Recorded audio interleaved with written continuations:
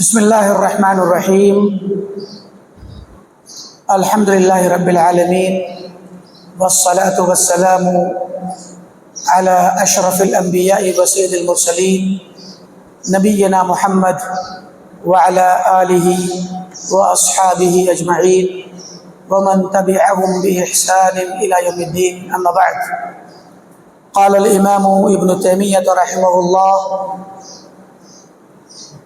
وَكُلٌّ مِّنْ هَؤُلَاءِ مَخْصُومٌ بِمِثْلِ مَا خَصَمَ بِهِ الْآخَرُ أَوْ خُصِمَ بِهِ الْآخَرُ وَهُوَ مِنْ وُجُوهٍ أَحَدُهَا بَيَانُ أَنَّ الْعَقْلَ لَا يُحِلُّ ذَلِكَ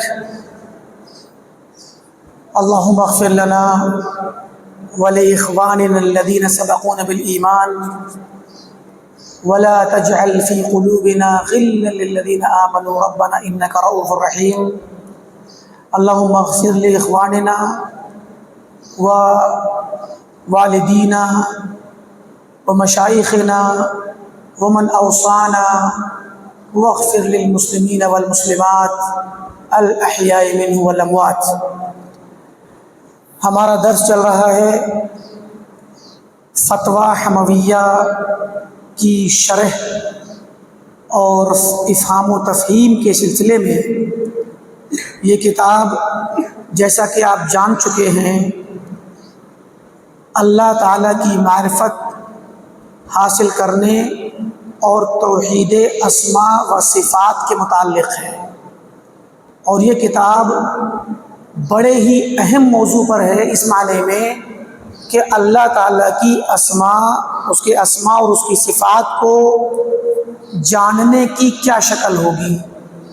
مختصر میں جو طریقہ سلف، صحابہ، تابعین، تبع تابعین اور ان کے متبعین، جن کو ہم اہل سنت والجماعت کے نام سے جانتے ہیں، جو آج کے زمانے میں اہل الحدیث اور سلفی نام سے جانے جاتے ہیں، ان کا مذہب یہ ہے کہ قرآن میں اور حدیث میں جو بھی صفت، جو بھی اسم یا صفت، اللہ کی جو بھی خوبی آئی ہے، اس کو قرآن و حدیث کی زبان ہی میں سمجھنا ہے اور صحابہ کے طریقے پر سمجھنا ہے، سلف کے منہج پر سمجھنا ہے۔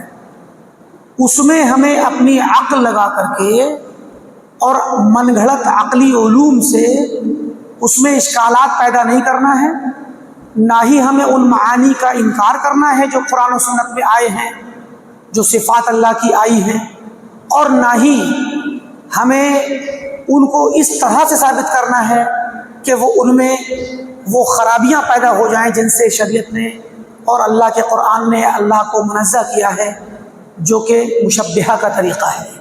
تو نہ تو ہمیں مشبہہ کے طریقے پہ جا کر کے صفات کو اس طریقے پر ثابت کرنا ہے کہ اس میں ہم تشبیہ دے بیٹھے اللہ تعالیٰ کی، تمثیل، اللہ تعالیٰ کو غیروں کے مثل قرار دے دیں، مخلوق کے مثل قرار دے دیں، یہ بھی نہیں، اور نہ ہی ہم اللہ تعالیٰ کی صفات سے تشبیہ اور تمثیل کے انکار کے ساتھ ساتھ اتنا زیادہ آگے بڑھیں گے کہ اس میں اصل صفت ہی کا انکار کر دیں اور تعطیل صفات کر بیٹھیں، ایسا بھی نہیں ہوگا، بلکہ اللہ تعالیٰ کی شایان شان، اس کی جس طرح شان عالی ہے، جس طرح اس کی ذات بہت بابرکت و مقدس ہے اور بہت عالی اور عالی شان ہے، تو اس کی صفات بھی عالی شان ہے، اسی کے مطابق ہے، اس کی شان کے لائق ہے، شایان شان ہے۔ یہ ہے اہل الحدیث کا اور سلف کا منہج، اور اس کے مد مقابل ایک اور منہج ہے جو کہ جہمیہ، معتزلہ، اشعریہ، ماتریدیہ اور ہمارے بر صغیر کے اکثریت کا دعویٰ کرنے والے مسلمانوں کا، اور دنیا بھر میں زیادہ تر مسلمان اشعری اور ماتریدی پائے جاتے ہیں۔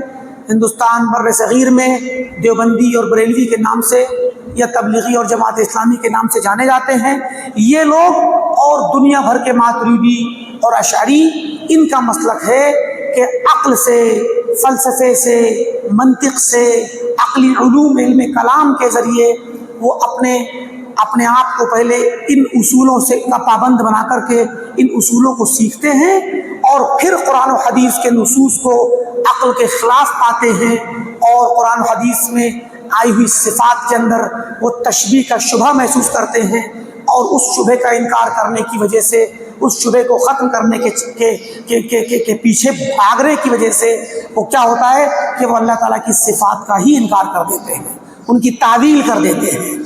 تو اب یہاں پر ابن تیمیہ رحمۃ اللہ علیہ شیخ الاسلام نے سابقہ سبق میں، پیچھے والے سبق کی آخری عبارت میں یہ بات بتلائی تھی کہ بھائی اگر آپ لوگ اپنی عقل استعمال کر کے یہ کہتے ہیں کہ مثلا الرحمن علی العرش استویٰ کی مثال لے لیجئے کہ اللہ تعالیٰ عرش پر ہے، یہ تو قرآن کا عقیدہ ہے، قرآن کی وضاحت ہے۔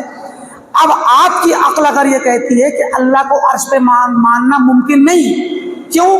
عرش پہ ماننے سے تشبیہ لازم آتی ہے اور عقل اللہ تعالیٰ کو عرش پہ ماننے کو راضی نہیں ہے یا مطمئن ہی نہیں ہے۔ عقل کہتی ہے کہ اللہ کا عرش پہ ہونا اللہ تعالیٰ کے لیے یہ جائز نہیں ہے۔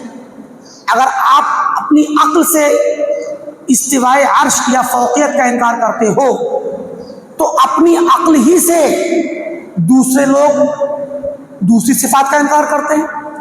آپ کو پتہ ہوگا کہ اشعری علماء اللہ تعالیٰ کی صرف 7 صفات کو مانتے ہیں، صرف 7 صفات، اور کہتے ہیں کہ عقل نے ان 7 صفات کو ثابت مانا ہے۔ ٹھیک، ماتریدی علماء جو ہندوستان، پاکستان اور اپنے بر صغیر اور ادھر کے ہیں، یہ 8 صفات کو مانتے ہیں، ایک انہوں نے بڑھا دی، اور یہ کہتے ہیں کہ عقل 8ویں صفت کو بھی تسلیم کرتی ہے۔ تو ان 7 اور 8 صفات میں ماتریدیہ اور اشعریہ ہم اہل حدیثوں کے ساتھ ہیں، کیونکہ ہم بھی ان صفات کو مانتے ہیں، تو ہم تو تمام ان صفات کو ثابت مانتے ہیں جو قرآن میں اور حدیث میں آئی ہیں، مگر یہ لوگ 7 صفات کو مانتے ہیں۔ ٹھیک، اب ان صفات کو ثابت ماننے میں تو یہ ہمارے ساتھ ہیں، نتیجے کے طور پہ کہ ہم نے بھی کون سی صفات ہیں وہ؟ حیات، علم، ارادہ، قدرت۔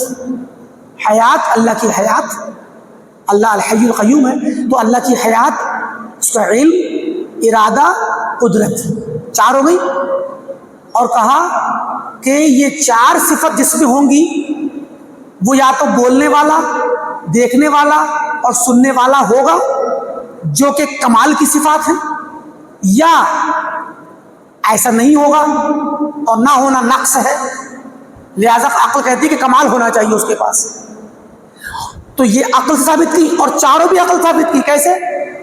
کہا کہ کائنات پہ غور کیجئے تو کائنات کہتی ہے، کائنات کے مظاہر پہ غور کرنے کے بعد عقل کہتی ہے کہ اتنی بڑی کائنات کو پیدا کرنے والا تو کوئی نہ کوئی ہوگا، تو اس کا زندہ رہنا ضروری ہے، اگر زندہ نہیں ہوگا تو پیدا کیسے کرے گا؟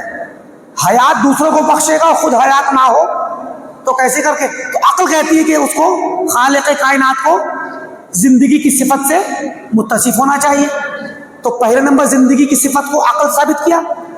پھر کہا کہ کائنات کو پیدا کیا ہے تو ظاہر ہے کہ بغیر ارادے کے تو پیدا کر ہی نہیں سکتا، ارادہ کرے گا پیدا کرنے کا، اور پھر مخلوقات میں تنوع پایا جاتا ہے، انسان، جنات، چلیے جنات دیکھتے نہیں ہیں، انسانوں کے علاوہ حیوانات، طرح طرح کے الگ الگ اقسام و انواع کے حیوانات، چرند پرند، کیڑے مکوڑے ہے کہ نہیں ہے؟ انسانوں میں دیکھ لیجئے ہر انسان الگ ہے،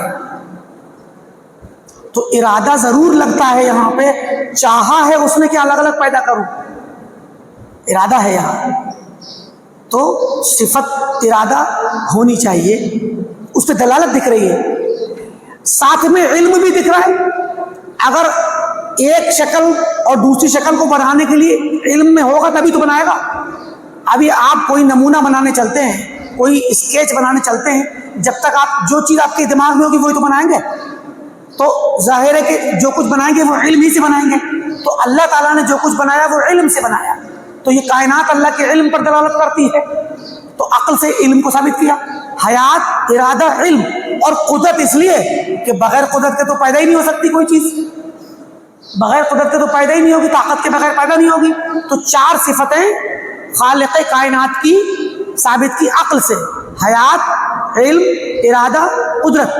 اور کہا جب خالق کائنات زندگی والا ہے، حیات والا ہے، علم والا ہے، ارادے والا ہے، قدرت والا ہے، تو اب یہ جو ذات ہے یہ یا تو بولنے کی پر طاقت رکھتی ہوگی، دیکھنے پہ طاقت رکھتی ہوگی، سننے پہ طاقت رکھتی ہوگی. اور یہ تینوں صفتیں کمال کی ہیں، اعلیٰ درجے کی ہیں. کسی بھی ذات میں پائی جائیں تو اس کے اندر نکھار پیدا ہوگا، کمال پیدا ہوگا. اور یہ ایسی ہے یا تو ان کی موجودگی میں کمال ہوگا اور نہ موجودگی میں نقص ہوگا. تو یا تو رب اللہ تعالیٰ ان تینوں صفات سے متصف مانیے تو وہ کمال والا کہلائے گا، کامل کہلائے گا، یا ان صفات سے متصف نہ مانیے تو نقص پایا جائے گا. لہٰذا عقل کہتی ہے کہ ان تینوں صفات سے بھی متصف مانا جائے. تو اشعریہ نے 7 صفات کو کیا کیا؟ عقل سے ثابت کر دیا. اور معاف کیجئے گا کس چیز میں؟ ہم نے جو ابھی کہا کہ اشعری اور اہل الحدیث ایک ساتھ ہیں ان صفات کو ثابت کرنے میں. ہمیں معاف کر دیجئے گا، معاف کیجئے، اشعری ہمارے ساتھ نہیں ہیں. ہم جملہ پلٹ رہے ہیں. کیوں؟ کیونکہ اہل سنت والجماعت اور اہل الحدیث نے ان 7 صفات کو اپنی عقل سے ثابت نہیں کیا ہے. ہم نے قرآن سے ثابت کیا ہے، ہم نے حدیث سے ثابت کیا ہے. اور ہم نے 7 صفت ثابت نہیں کی، ہم نے سب کی ہے. اللہ لا الہ الا هو الحی القیوم، حی کو ثابت کیا تو قیوم کو بھی ثابت کیا، اللہ کو بھی ثابت کیا. اللہ لا الہ الا ہوا، اس کی معبودیت، الہیت ثابت کی. پھر الحی اور القیوم، ہم نے حی اور قیوم بھی ثابت کیا. اب قرآن نے حی ثابت کیا، ہم نے ثابت کر دیا. قرآن ثابت نہ کرتا تو ہم اس کے پیچھے نہیں بھاگتے. قرآن اور حدیث نے جن جن صفات کو ثابت کیا اہل الحدیث نے وہ تمام ثابت کر دی. قرآن و حدیث نے جن جن صفات کو کی نفی کی اہل الحدیث نے ان کی نفی کر دی. اشعریوں نے اور ماتریدیوں نے جو یہ ثابت کی 7 صفات، ماتریدیوں نے ایک بڑھا دی تکوین، صفت تکوین، کونا یکونو تکوینن. تکوین معنی ہوتا ہے بنانا، کیونکہ تخلیق کا کام تو ثابت نہیں ہو رہا ہے ان 7 صفات سے. تخلیق کو دیکھ کر قدرت پر استدلال کر رہے ہیں آپ. تو ماتریدیہ نے کہا کہ اشعریوں تم لوگوں نے مخلوق کو دیکھ کے قدرت پر استدلال کر کے صفت قدرت ثابت کر دی، لیکن تم لوگوں نے اصل فعل تکوین تو ثابت ہی نہیں کیا کہ کائنات بنی کب، بنی کیسے. جب بنائی اللہ نے تو قدرت تو استعمال کی، مگر بنانا بھی ایک کام ہے تو تکوین بھی ثابت ماننی پڑے گی. ان کی عقل بالکل ٹھیک کام کر رہی ہے. تو یہاں پر اشعریوں کی عقل کمزور ہو گئی، ماتریدیوں کی مضبوط ہو گئی. ہندوستان کے ہیں نا تو مضبوط رہیں گے، ہیں تو میتھ میں تو ویسے بھی ہر چیز میں عقلی چیزوں میں ماہر رہتے ہیں نا ہندوستانی. اور ان جہمیوں کو برباد بھی ہندوستانیوں نے تو کیا ہے. جہمیہ کو بھی صفات کا انکار کرنے پر کہاں کس نے آمادہ کیا؟ ہندوستانیوں نے. وہ جہم بن صفوان کا واقعہ ہے. ہندوستان کے بعض مشرکوں کا ایک قافلہ گزر رہا تھا ترمز کی چنگی سے. ترمز کی چنگی پر رہتا تھا جہم بن صفوان. گھیر لیا اس نے مناظرے کے لیے، اور اس کو انہوں نے اپنے ایسے شبہات میں ڈالا مناظرے میں کہ وہ ساری صفات کا انکار کر بیٹھا. تو مطلب کیا ہے؟ ہندوستانی اس معاملے میں تو ماہر ہوتے ہیں. تو ماتریدی ہندوستانیوں نے ایک اور بڑھا دی. ٹھیک. تو اس طریقے سے اشعریوں اور ماتریدیوں نے نتیجے کے طور پر ان صفات کو ثابت تو مانا جن کو اہل الحدیث ثابت کرتے ہیں، مگر اس طریقے پر نہیں جس طریقے پہ اہل الحدیث ثابت. تو منہج کا اختلاف ہے. منہج کا اہل الحدیث کا منہج ہے کتاب و سنت اور سلف کا طریقہ، سلف کی فہم. ہم نے اس کو ثابت اس لیے کیا کہ کتاب و سنت میں آئی ہیں اور سلف نے بھی ثابت مانی ہے. ہم نے بھی ثابت کر دیا. اور انہوں نے کتاب و سنت کو نہیں دیکھا, انہوں نے خود اپنی عقلوں ثابت کیا اور ان کو کہا کہ یہ عقل صفات عقلیہ ہیں, عقل ان کو ثابت مانتی ہے.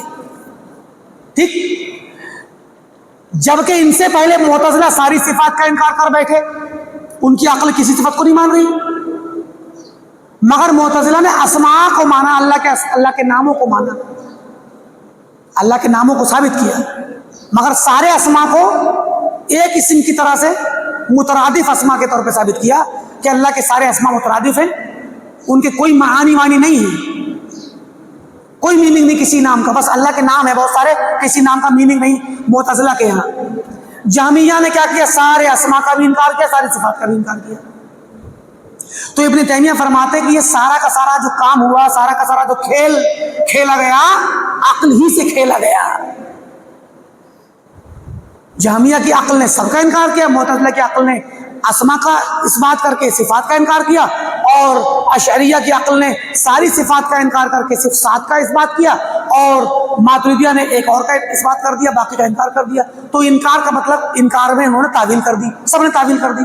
تو کہا پیچھے کی آخری عبارت تھی فَيَا لَيْتَ شِعْرِي, مجھے سمجھ نہیں آتا, مجھے کوئی بتائے کہ بِأَيِّ عَقْلٍ يُوزَنُ الْكِتَابُ وَالسُّنَّةُ, کس عقل سے, کس انسان کی عقل سے کتاب و سنت کو تولا جائے گا, کس کی عقل چلے گی. اور اسی پر امام مالک کا قول نقل کیا تھا کہ أَوَكُلَّمَا جَاءَنَا رَجُلٌ أَجْدَلٌ, کہ جب ہمارے پاس کوئی بھی زیادہ بڑا مناظر آئے گا اور مناظرہ کرے گا تو ہم اس کے مناظرے اور جدال کی وجہ سے اپنا دین ہر بار چھوڑتے چلے جائیں گے, بدلتے چلے جائیں گے اپنا دین. تو اس کا مطلب کیا ہے, دین عقل سے نہ سمجھا جاتا ہے نہ دین عقل سے لیا جاتا ہے. دین تو قال اللہ و قال رسول کا نام ہے. اسی بات کو آگے فرما رہے ہیں وَكُلٌّ مِّنْ هَؤُلَاءِ, اور جتنے بھی یہ فرقے ہیں جو عقل سے اللہ کی صفات کو ثابت مانتے یا انکار کرتے ہیں, یہ لوگ مخصوم, خاصما یقسم مانے ہوتا ہے کسی, خاصما یخاصم مانے جدال کرنا, مباحثہ کرنا, جھگڑا کرنا, جنگ کرنا, مطلب زبانی طور پہ, کم سے کم زبانی طور پہ, ویسے تو ہر جھگڑے کو خصومہ کہتے ہیں. تو خاصمتہ فخصمتہ, خاصمہ کے معنی ہوتا ہے کسی پر جھگڑے میں جیت جانا, کسی کو پچھاڑ دینا. خاصمہ فخصمہ, سابقہ سابقتہ فسبقتہ, سابقہ معنی مسابقہ کرنا کسی بھی چیز کا, اور سبقہ مسابقے میں جیت جانا, سبقت لے جانا. تو ایسی خاصمہ مخاصمت کرنا, جدال کرنا, مناظرہ کرنا, وخصمہ مناظرے میں اور جدال میں اور خصومت میں جیت جانا. تو فرمایا ان میں سے ہر فریق مخصوم, ہارا ہوا ہے, اس سے جیتا جائے گا. کس سے؟ بِمِثْلِ مَا خَصَمَ بِهِ الْآخَرُ, اسی دلیل سے جس دلیل سے اس نے دوسرے سے جیتا ہے, دوسرے کو مخصوم کیا ہے, دوسرے پر یہ غالب آیا ہے.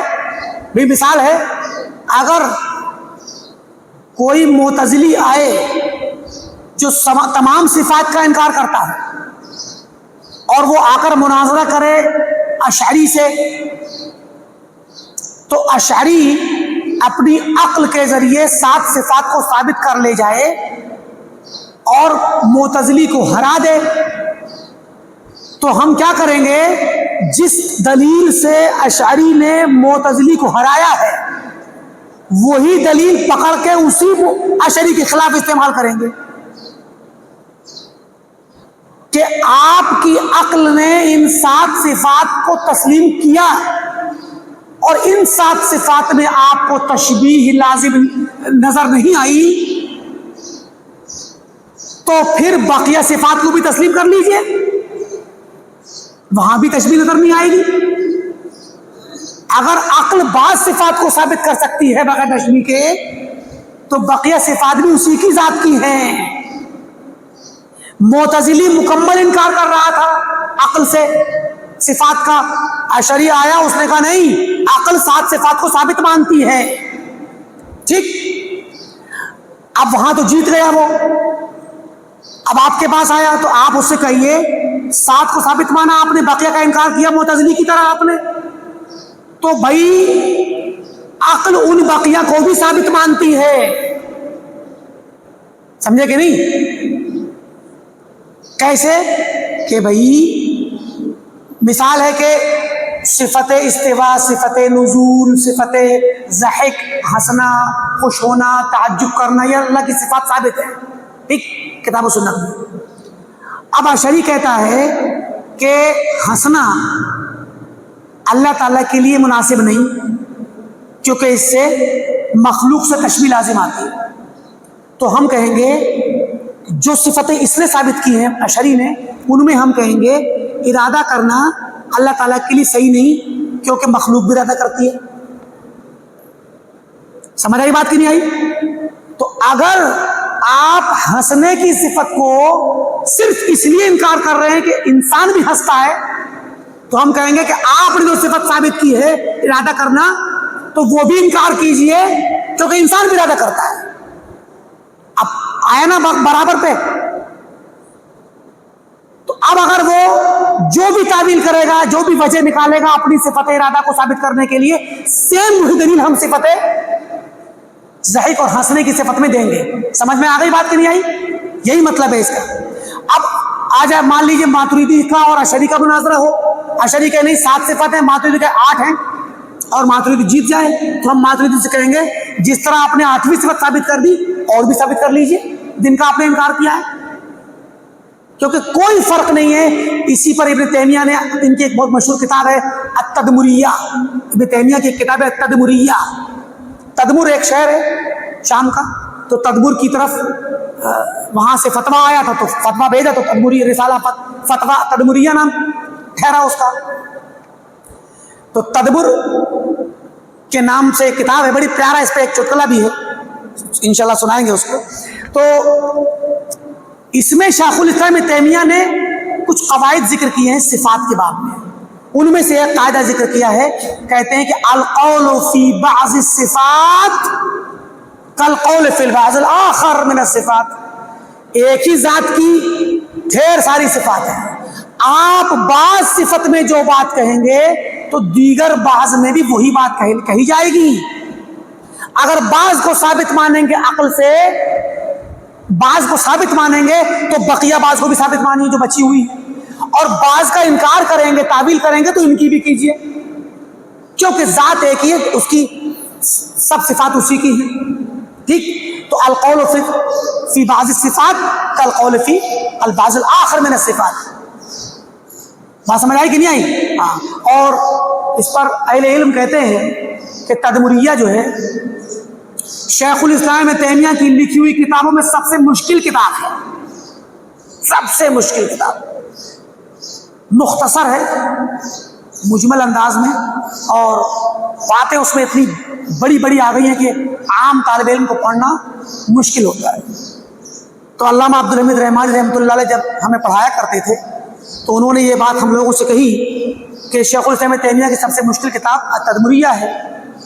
تو کہنے لگے کہ ایک مرتبہ امام حرم شیخ سعود بن ابراہیم الشریم, جو پہلے کبھی یہاں آئے بھی تھے سن 2012 میں, اس مسجد میں انہوں نے نماز پڑھائی ہے, اس مسجد میں اس کا افتتاح کیا تھا شیخ نے. تو شیخ سعود بن ابراہیم الشریم امام بنائے جانے سے پہلے انڈیا آئے تھے.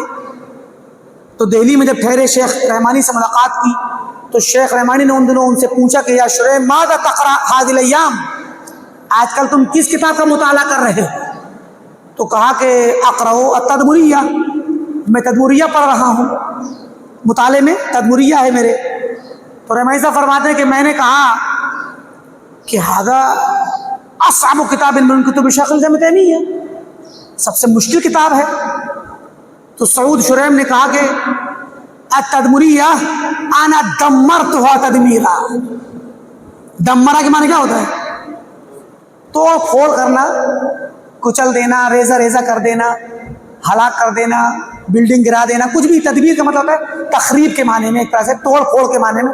تو کہتے ہیں کہ میں نے اس کو پڑھ کر کے اس کے ایک ایک لفظ کو اتنی تفصیل میں جا کر کے سمجھا ہے کہ میں نے اس کی سارے اشکالات کو ختم کر دیا. دمرتها تدمیرا ہے. میں نے اس رسالے کو, اس کتاب کو توڑ پھوڑ کر رکھا ہے, میں سب سمجھ چکا ہوں, میں نے ساری کی ساری تحقیق اور اس پر وہ کر لی ہے. تو اہل علم اس کتاب کا بہت اہتمام کرتے ہیں.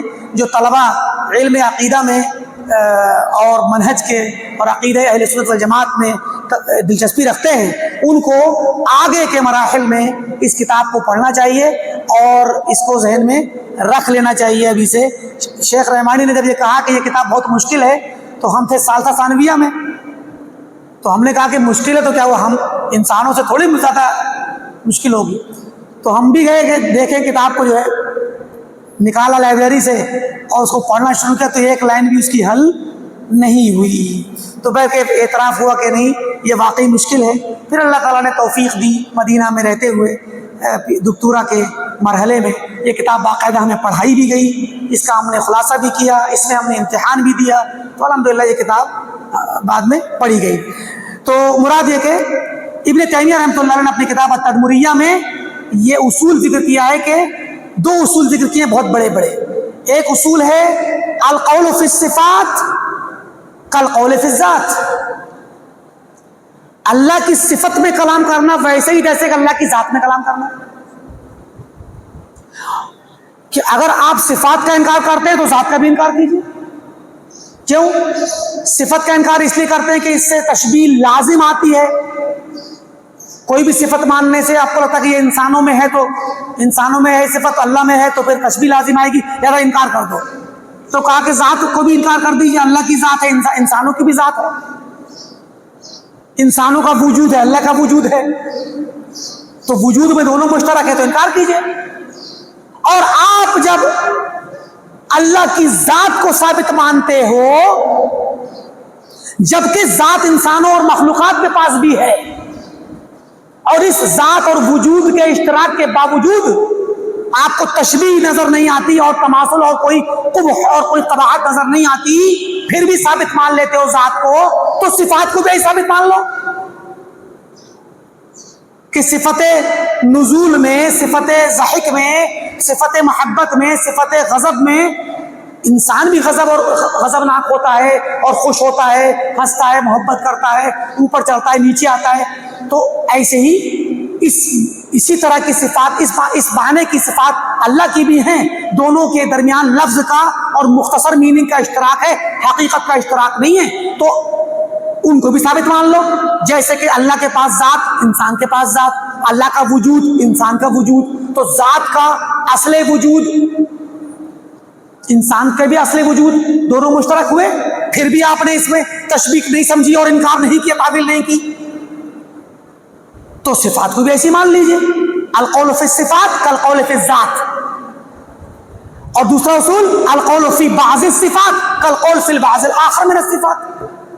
یہ دو اصول بڑے پیارے ہیں, جن 2 اصولوں نے اہل سنت کے مذہب کو, اہل الحدیث کے مذہب کو مضبوطی سے ثابت کیا, اور ماتریدیوں اور اشعریوں اور معتزلیوں اور جہمیوں کے منہج کو بے خوبن سے اکھاڑ پھینکا.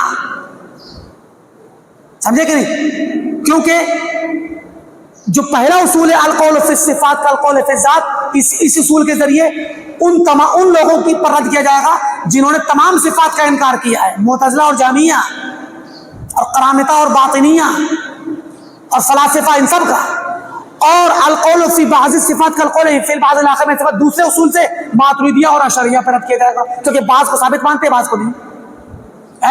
بڑا پیارا اصول ہے, اور کتاب پڑھنے کی ہے, اس میں بڑے اچھے اچھے اصول ضابطے ذکر کیے گئے ہیں. تو فرماتے ہیں کہ ان میں سے ہر فریق اس دلیل سے جیتا جائے گا اور ہرایا جائے گا جس دلیل سے یہ ایک فریق دوسرے کو ہراتا ہے. تو اب اسی کا خلاصہ کر رہے ہیں کہ ہم کیسے کر کے ان کو ہرانے کا, کہ کیا خاص اصول, ان سے مناظرہ کرنے کے کیا خاص اصول آپ کو ذہن میں رکھنے چاہیے. دیکھیے بڑے پیارے اصول ہیں. وَهُوَ مِنْ وُجُوهٍ, اس کی کئی شکلیں ہیں. کیا؟ احدها, پہلی شکل, بیان, اس بات کا بیان, ان العقل لا يحيل ذلك. لیجئے, یعنی سارے جہمیہ, معتزلہ, اشاعرہ, ماتریدیہ, سب کے تمام شبہات کو اکھاڑ کے پھینک دیا کہ میرے بھائی عقل ان صفات کو مستحیل سمجھتی ہی نہیں ہے۔ آپ کو استوا مستحیل لگ رہا ہے، دوسرے کو نزول مستحیل لگ رہا ہے، کسی کو صفت علم مستحیل لگ رہی ہے، عقل مستحیل سمجھ رہی ہے کہ اللہ کے لیے ثابت نہیں ہو سکتی، عقل مان ہی نہیں سکتی۔ تو کہا کہ عقل مانتی ہے، کیسے نہیں مان سکتی؟ کون کہتا نہیں مانتی؟ آپ کی مریض عقل ہے، عقل فاسد ہے آپ کی، جامعہ اور معتزلہ اور دیوبندی اور بریلوی ماتریدیوں، آپ کی عقل ناقص اور فاسد اور مریض عقل ہے، جو تعویلات کی شکنجے میں جکڑی ہوئی ہے، جو اللہ کی صفات کو مستحیل سمجھتی ہے، ان میں تشبیہ کا شبہ سمجھتی ہے۔ پہلا اصول کا ابن تیمیہ نے مناظرے کا پہلا اصول ہماری طرف سے، عقل ان صفات کو اللہ کے لیے ناجائز نہیں سمجھتی، مستحیل نہیں سمجھتی، عقل تو ان صفات کو ثابت مانتی ہے، تو شبہ ختم۔ ٹھیک، دوسرا طریقہ، دوسری شکل جس کے ذریعے ان لوگوں کو آپ ہرا سکتے ہیں، ان کے سامنے یہ بات پیش کر کے ان کے شبہات کو کاٹ سکتے ہیں، ان النصوص الواردہ لا تحتمل التاویل۔ آپ جن قرآن کے اور حدیث کے نصوص کی تعویل کرنے چل رہے ہیں، یہ نصوص تعویل کا احتمال رکھتے ہی نہیں ہیں، ڈائریکٹ سمجھ میں آتے ہیں، تعویل کی کوئی گنجائش ہی نہیں ہے۔ دو اعتبار سے، ایک تو معنی کے اعتبار سے کہ معنی جب اللہ کے لائق ثابت ہو رہا ہے اور کوئی اس میں اشکال ہی نہیں ہے تو تعویل کیا ضرورت ہے، اور دوسرا بھائی تعویل کے لیے آپ کا خود کا اصول ہے کہ قرینہ چاہیے، کوئی قرینہ نہیں ہے، کوئی قرینہ یہاں پر نہیں پایا جاتا۔ ینزل ربنا کل لیلۃ الی السماء الدنیا، کوئی قرینہ نہیں ہے کہ اللہ تعالیٰ کے نزول کو کسی اور کے نزول سے، اگر ینزل ربنا کا ترجمہ آپ کریں ماتریدیہ کہ ہمارا رب نازل ہوتا کے بجائے کہیں کہ ہمارے رب کا حکم نازل ہوتا ہے، تو پھر تو یہ ہوگا کہ کوئی بھی شخص کہ قال اللہ تعالی، اللہ نے فرمایا، تو وہاں ہم کہیں گے نہیں، اللہ نے نہیں فرمایا، قال ملک اللہ، اللہ کے فرشتے نے فرمایا، اللہ کی مخلوق نے فرمایا، اللہ کے حکم نے فرمایا، اللہ کے کچھ بھی نہیں دے سکتے ہیں آپ، ہم بھی تعویل کریں گے؟ ڈائریکٹ سیدھے سیدھے لفظ کی تعویل کر رہے ہیں آپ، جبکہ کوئی قرینہ ہے نہیں یہاں پر، تو پھر ہر جگہ کرنی پڑے گی تو معاملہ خراب ہو جائے گا، سمجھے کہ نہیں؟ تو کہا کہ دوسرا طریقہ، آپ ان کے شبہات کو جڑ سے کاٹ سکتے ہیں کہ میرے بھائی کیوں تھک رہے ہیں آپ؟ الیاس گھمن صاحب تھک رہے ہیں، انہوں نے کتاب لکھی یا اپنے محاضروں میں جو عقیدے کے بارے میں بولا تو ساری صفات کی کا معنی اور تعویل بیان کر دی۔ ارے میرے بھائی آپ کیوں تھک رہے ہیں تعویل کے ساتھ؟ کیوں نصوص کی گردن موڑ کر کے آپ گھما رہے ہیں تعویل کے لیے؟ یہ نصوص تعویل کے محتمل نہیں ہیں، بات ختم ہو گئی۔ کہیں گے کہ ہم تو اس لیے گھما رہے ہیں ان نصوص کو کیونکہ عقل میں سمجھ میں نہیں آ رہی، تو پہلے کہہ دیا عقل اس کو مستحیل سمجھتی نہیں ہے۔ دیکھ رہے ہیں آپ کتنے مضبوط طریقے سے ابن تیمیہ نے یہ اصول بتلائے آپ لوگوں کو کہ آپ ان کے شبہات بھی جڑ سے کاٹ دیں گے، اور جس کتاب میں انہوں نے تعویل کی ہے اس کتاب کو آپ ایک طرف رکھ دیں گے، کسی کام کی نہیں، بیکار کتاب ہے یہ، سمجھے کہ نہیں؟ تیسرا طریقہ جس طریقے سے آپ ان کے شبہات کو کاٹ سکتے ہیں، ان عامۃ هذه الامور، یہ جو صفات کے مسائل ہیں ان میں عام چیزیں، زیادہ تر جو عام چیزیں ہیں، عام صفات، قد علم ان الرسول صلی اللہ علیہ وسلم جاء بها بالاضطرار، یہ بات ضروری طور پر، اضطراری طور پر ہر مسلمان کو پتا ہے کہ یہ چیزیں اللہ کے نبی نے فرمائی ہیں، یعنی یہ باتیں اللہ کے نبی کی ہی کہی ہوئی ہیں، لائی ہوئی ہیں، چاہے وہ کسی بھی صفت کے متعلق ہو، چونکہ یا تو قرآن سے آئی ہیں یا احادیث صحیحہ متواترہ سے بھی آئی ہیں، متواترہ بھی ہیں اور احاد بھی ہیں، لیکن اتنی مشہور ہیں امت کے اندر، صحابہ کے درمیان، تابعین کے درمیان اور بعد کے لوگوں میں، کہ سب کو پتا ہے کہ اللہ کے نبی نے یہ فرمائی ہے. ٹھیک. اچھا اب جو چیز آپ کو یقیناً پتا چل جائے کہ اللہ کے نبی کی ہے تو پھر اس کا انکار کرنا کفر کا باعث ہوگا. تو دیکھیے کہتے کما انہ جاء بالصلوات الخمس، جیسا کہ ہر کسی کو پتا ہے کہ 5 صلوات کا حکم، 5 صلوات کی فرضیت اللہ کے نبی نے بتلائی ہے. آپ ہی لے کر کے آئے شریعت کو. وہ صوم شہر رمضان، اللہ کے نبی نے رمضان کے مہینے کے روزے کی فرضیت کا ذکر کیا اور روزے رکھ کے دکھلائے، یہ بھی اللہ کے نبی ہی لے کر کے آئے ہیں. تو ویسے ہی صفات کا معاملہ بھی اللہ کے نبی سے اسی طرح مشہور و معروف ہے. فالتعویل الذی یحیلها من هذا، تو جو لوگ آیات صفات اور احادیث صفات میں تعویل کرتے ہیں ان تعویلات کی مثال ویسے ہی ہوگی جیسے بمنزلت تعویلات القرامطہ والباطنیہ. قرامطہ فرقہ ہے باطنی اسماعیلی قرمطی، ہمدان قرمط کی طرف مشہور، یہ سب باطنی لوگ تھے. ابو سعید جنابی وغیرہ اس کے اور ہمدان قرمط اس کے وہ تھے جن لوگوں نے خانہ کعبہ پر قبضہ کر کے حاجیوں کو قتل کیا تھا اور حجر اسود اٹھا کر لے گئے تھے. ٹھیک. تو یہ قرامطہ اس زمانے میں 3ویں اور 4ویں صدی کے زمانے میں ہوا کرتے تھے.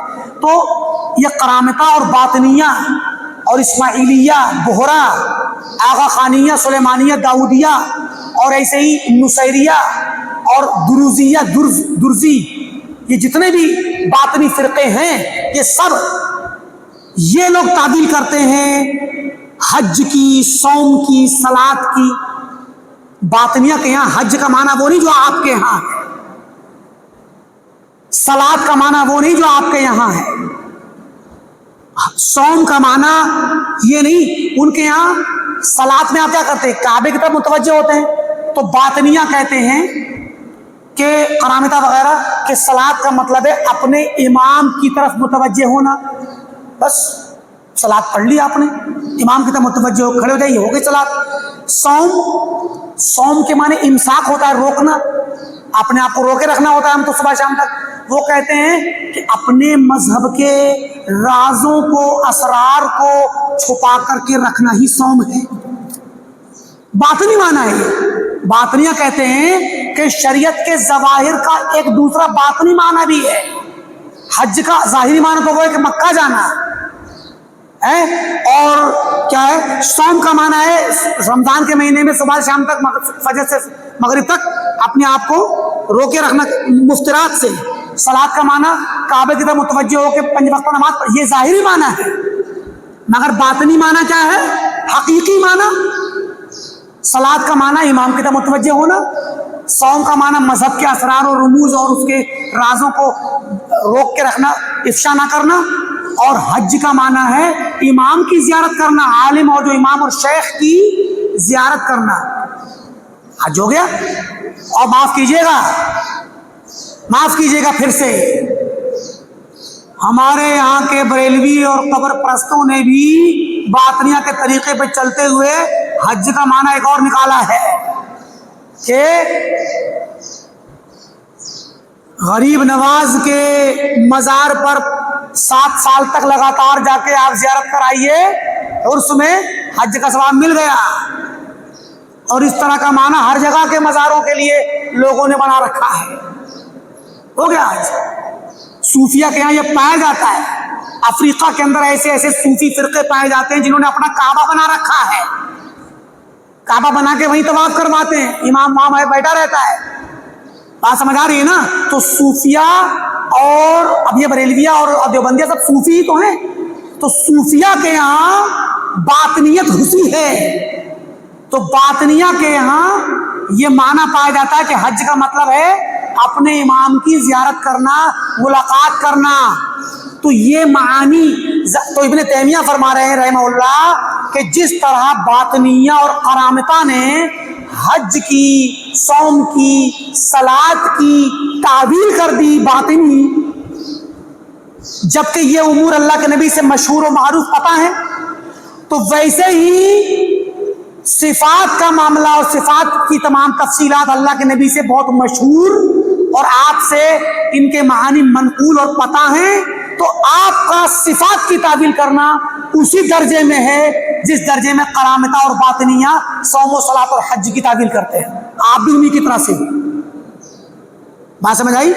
تو گویا یہ بات کہہ کر کے آپ ان کو خاموش کر سکتے ہیں کہ میرے بھائی آپ صفات کی تعویل کرتے ہو تو ٹھیک کر لو، تو باطنیہ کو منع مت کرنا. جب وہ حج کرنے سے روکتے ہیں اپنے لوگوں کو اور اپنے اماموں کی زیارت کو حج قرار دیتے ہیں، اور اپنے مذہب کے اسرار کو روکنا ہی ان کے یہاں صوم ہے، اور ظاہری صوم باطل ہے ان کے یہاں. لیکن یہ چیز ہر ان کے تمام عوام میں نہیں ہوتی، بلکہ ان کے عوام بھی ایک عمر کے بعد، سمجھداری کی عمر کے بعد اس میں داخل ہوتے ہیں. ابتدائی طور پر ان کے عوام تو حج بھی کرتے ہیں. یہ بہرے سب جاتے ہیں مدینہ اور مکہ، حج کرنے جاتے ہیں، زیارت کرنے جاتے ہیں. اسماعیلی بہرے ہندوستان کے اور آغا خانی اور دیگر جگہوں کے بہرے جاتے ہیں، باطنی فرقے، سمجھے کہ نہیں؟ لیکن جب یہ لوگ ایک خاص عمر کے مرحلے میں پہنچتے ہیں یا خاص علم کے مقام پر پہنچ جاتے ہیں تو پھر یہ لوگ ان چیزوں کو ان سے تکالیف ظاہرہ ساقط ہو جاتی ہیں، اور تکالیف حقیقیہ اور معانی حقیقیہ ان پر آشکارا ہوتے ہیں، اور یہ اس کے اہل بنتے ہیں کہ اب صلاۃ کو چھوڑیں، امام کی توجہ کریں تو صلاۃ کا ثواب ملے گا. صوم کو چھوڑیں اور راز مل جائیں گے پھر اس وقت مذہب کے، تو راز کو برقرار رکھو. تو پھر راز ہر کسی کو جلدی نہیں بتائے جاتے. اسی لیے باطنیہ اور اسماعیلیہ کے جو عوام ہیں وہ رافضی ہوتے ہیں. یہی وجہ ہے کہ ایران جو رافضی ہے وہ دروزیوں کا ساتھ دیتا ہے، اور بشار الاسد نصیری کا ساتھ دیتا ہے، کیونکہ نصیری یہ باطنی ہے، دروزی باطنی ہے. تو ان باطنی لوگ جو کہ کفر میں رافضہ سے بھی زیادہ بدترین ہیں، مگر ان کے عوام الناس رافضیوں اور 12 امامیوں کی طرح ہوتے ہیں. بات سمجھ آ رہی ہے نا؟ شیعوں کی طرح ہوتے ہیں ان باطنیوں کے عوام. لیکن وہ عوام جب ایک مقام اور عمر کے مرحلے اور علم اور ٹریننگ کے مرحلے پہ پہنچ جاتے ہیں تب ان کو مذہب کے اسرار و رموز بتلائے جاتے ہیں. بات سمجھ آ رہی ہے نا؟ ہاں. تو کہا کہ بھائی آپ کو مناظرہ کرنا ہے ماتریدی اور اشعری سے، تو مناظرے کے وقت آپ یہ بات کہہ سکتے ہیں کہ اگر آپ صفات کی تعویل کرتے ہو تو پھر آپ باطنیہ کو برا مت کہنا. باطنیہ بھی قرآن کے جو ظاہری معانی ہیں، حدیث کے جو ظاہری معانی یا صوم و صلاۃ کے جو ظاہری معانی ہیں، ان سے ہٹ کے باطنی تفسیر کرتے ہیں.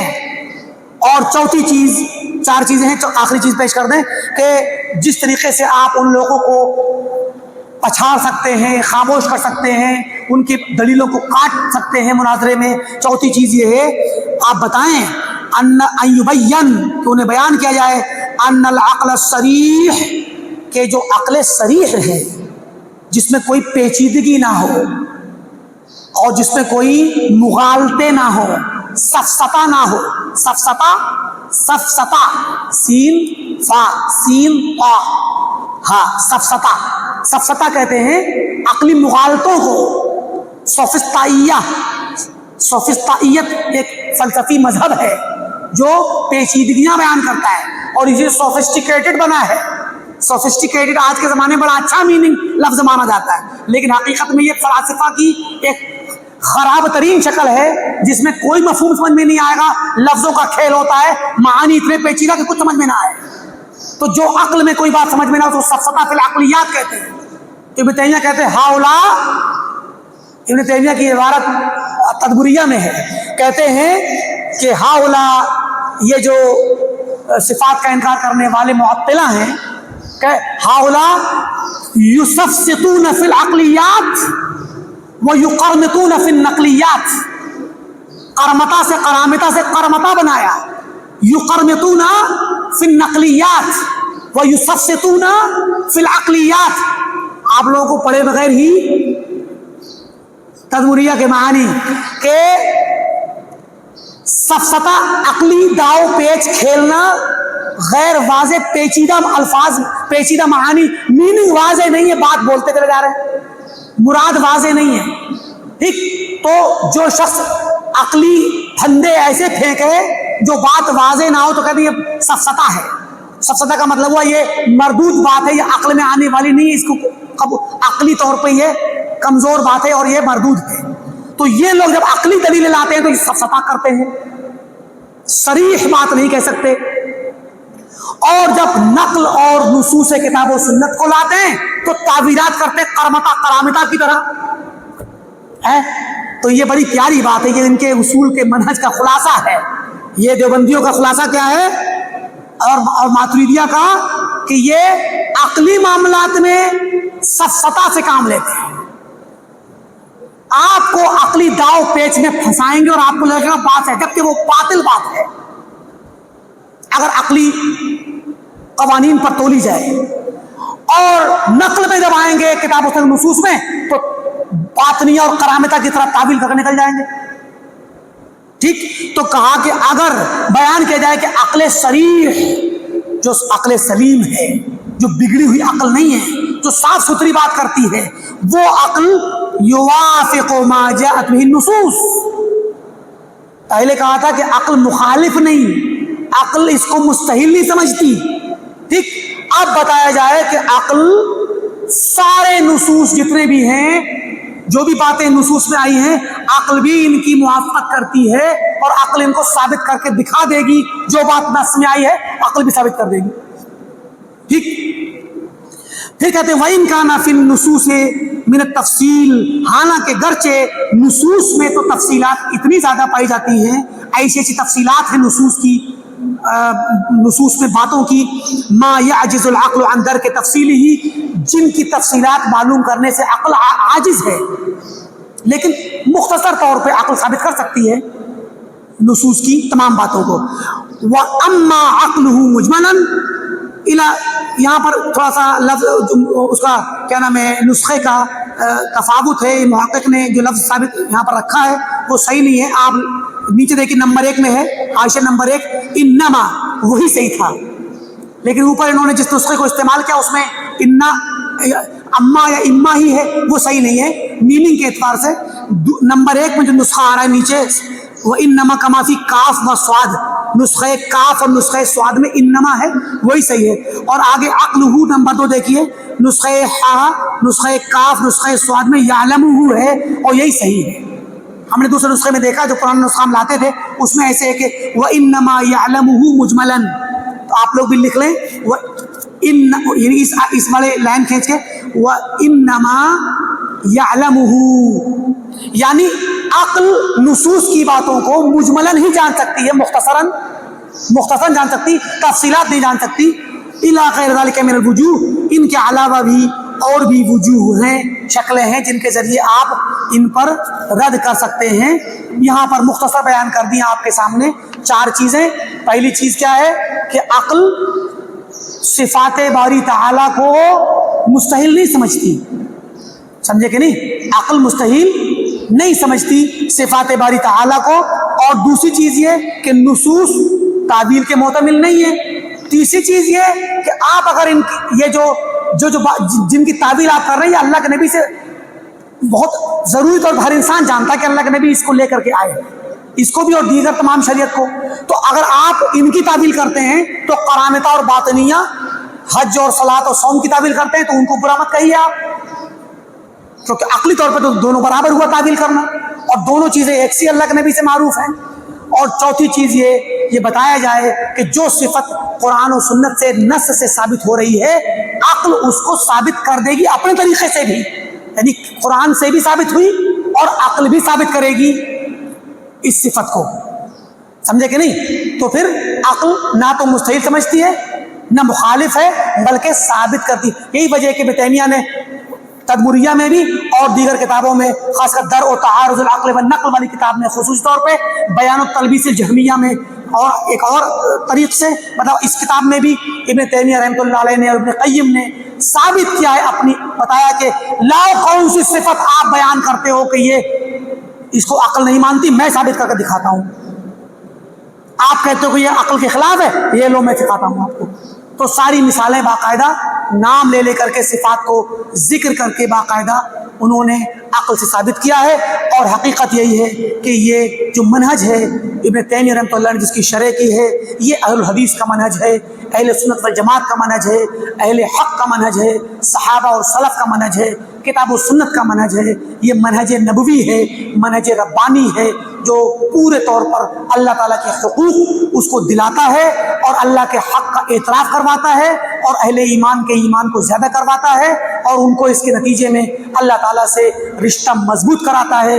اللہ رب العالمین سے دعا ہے کہ اللہ تعالیٰ ہمیں سلف کے منہج کو جاننے اور اس پر چلنے کی توفیق دے، حق کو پہچاننے، اس کو تلاش کرنے اور اس پر عمل کرنے کی توفیق دے اور اس کی طرف دعوت دینے کی توفیق دے، باطل کو پہچان کر اسے رد کرنے اور اس پر چلنے والوں کو پر رد کرنے کی توفیق دے. آمین. وآخر دعوانا ان الحمد للہ رب العالمین والسلام علیکم ورحمۃ اللہ